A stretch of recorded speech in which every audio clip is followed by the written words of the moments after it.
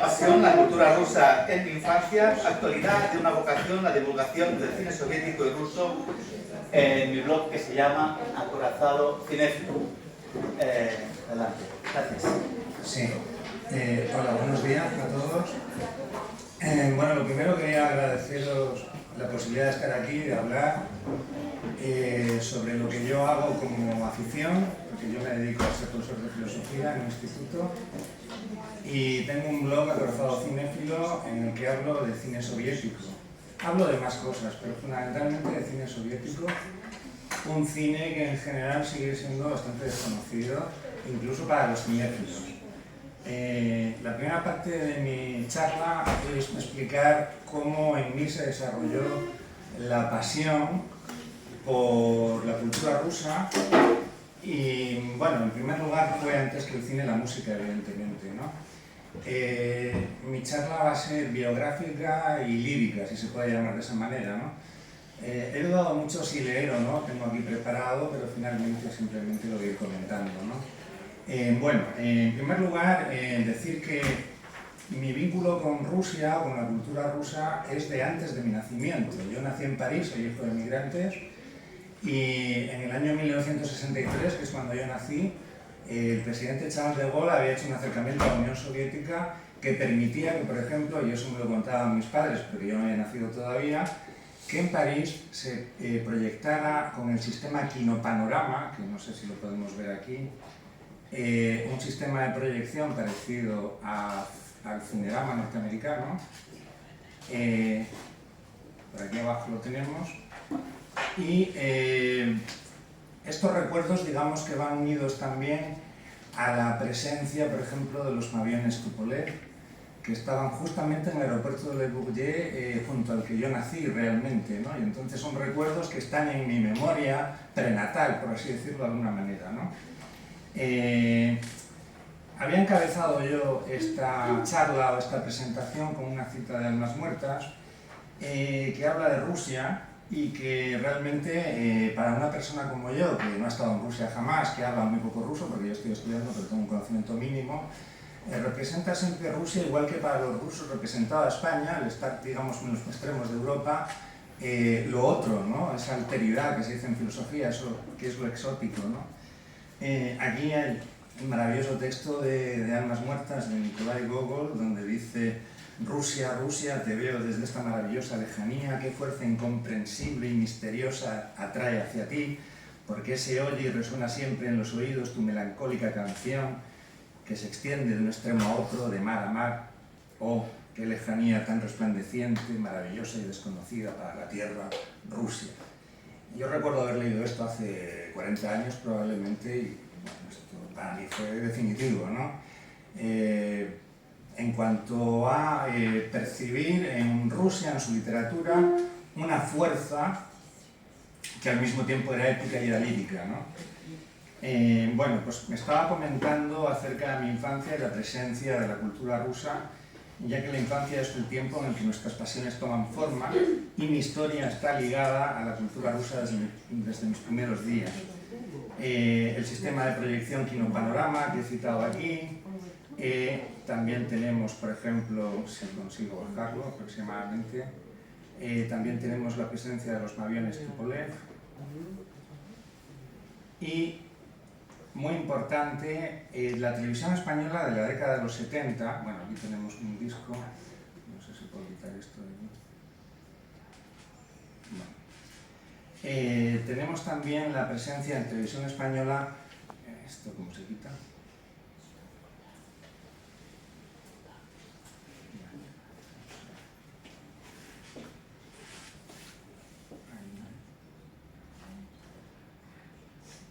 ¿Qué quieres hacer? No, quitarlo, que está marcado en azul.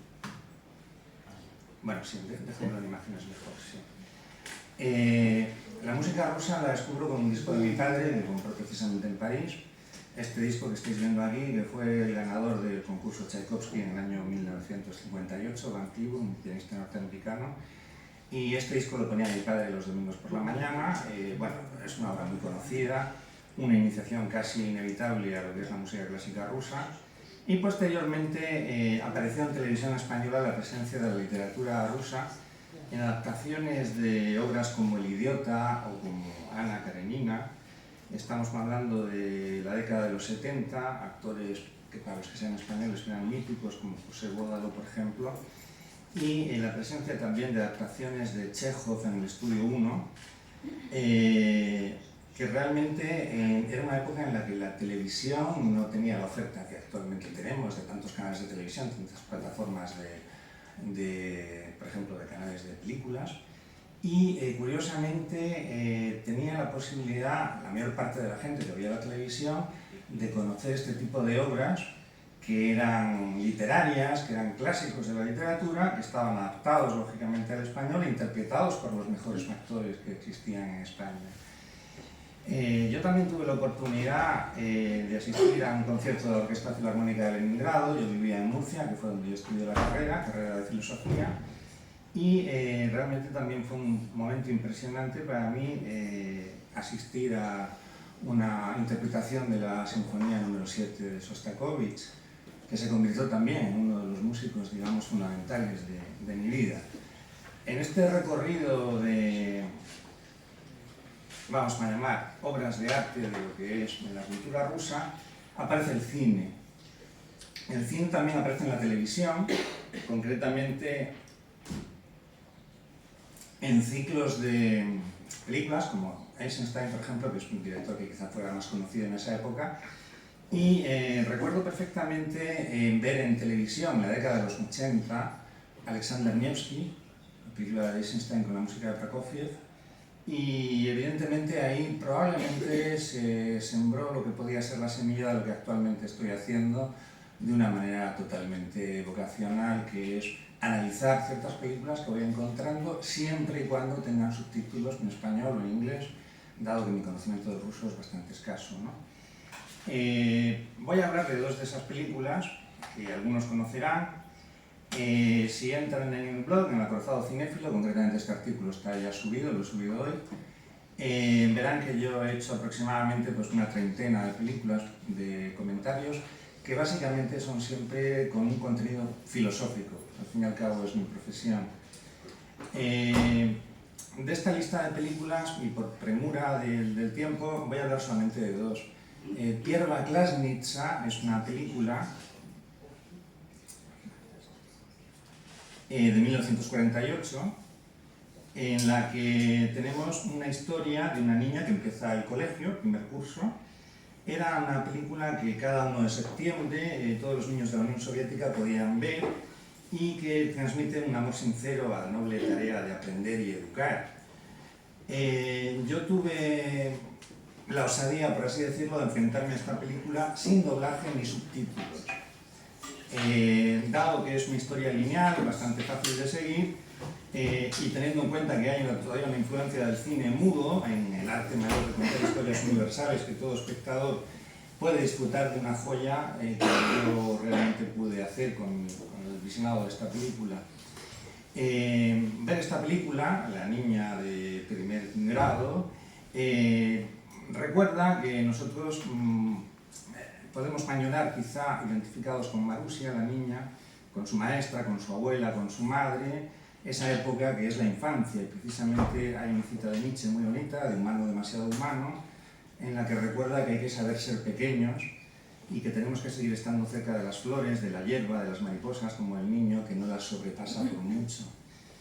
Y finalmente quiero comentar otra película de las varias que he analizado, que es también muy conocida, es Tengo 20 años, Niet 20 Liet, una película de Marlene Tessier del año 65. Se estrenó en 65, tuvo problemas con la censura. Hay creo que una versión larga con escenas que en su momento no pudieron estar en la película. Y esta obra maestra del cine universal, prácticamente desconocida fuera de Rusia, el mismo autor, por ejemplo, Primavera en la calle Savietznaya, es una película sobre la amistad. Es una película de 3 amigos en una gran ciudad que es Moscú, en donde el protagonista, Siriosia, recién licenciado del ejército, se reúne con sus amigos.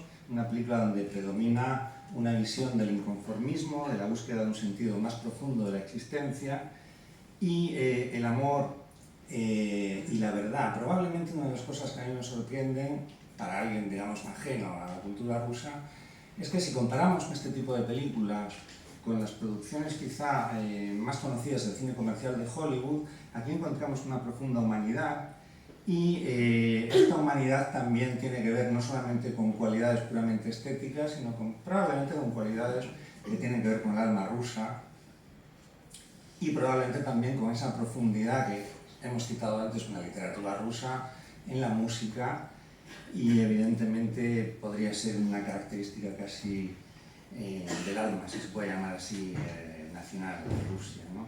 La película que estoy citando, Tengo 20 años, habla de la maduración, y madurar es dejar de buscar lo infinito, porque lo propio de la infancia es vivir en el instante en el que no se pasa, el infinito que se sueña pero aún no se sufre.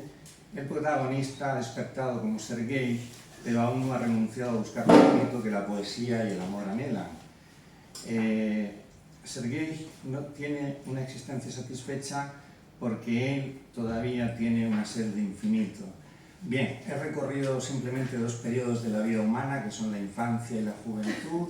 Había preparado otras películas que hablaban de la vejez, hablaban de la muerte, hablaban de la adolescencia, todas películas clásicas del cine soviético.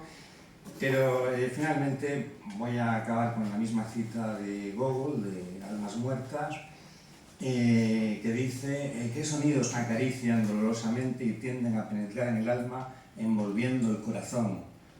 Rusia, ¿qué quieres de mí? ¿Por qué me miras así y por qué todo lo que hay en ti ha puesto sobre mí sus ojos llenos de esperanza? Bien.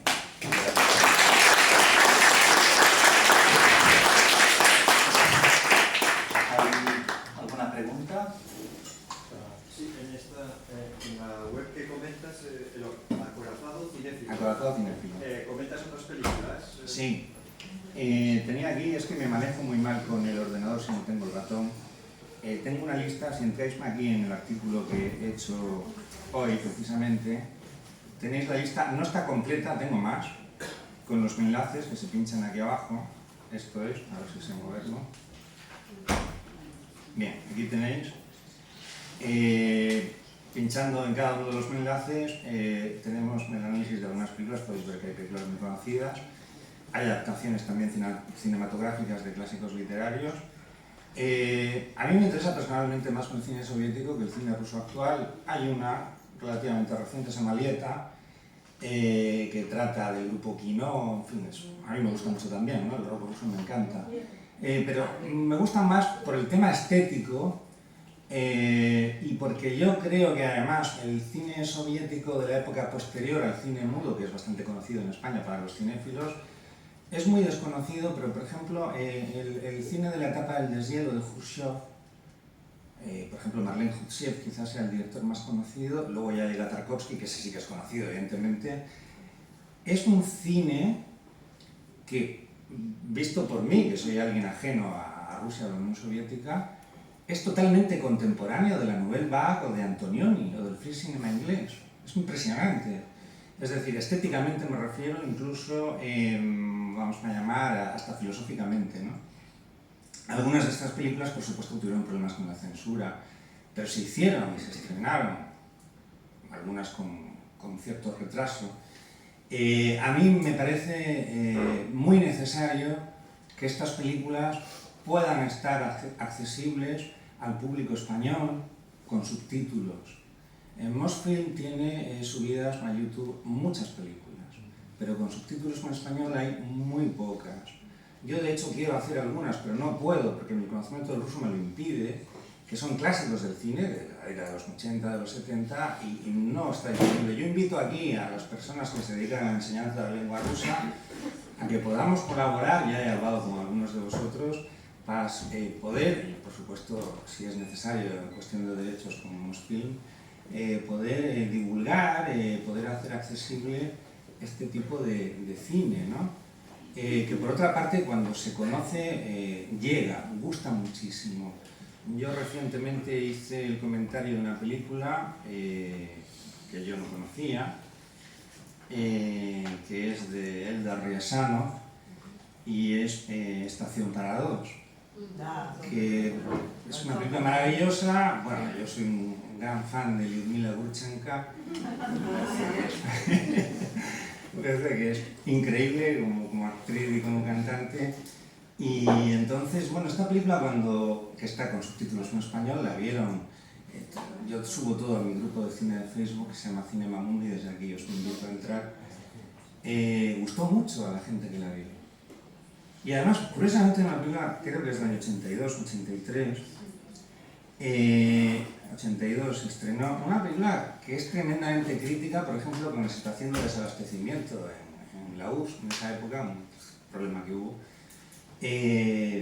Bueno, sorprendente, quizá también para todos los que tengan el tópico. Me ha saltado un tema que tenía aquí, que era el tema de la rusofobia. Sí, no, termino ya.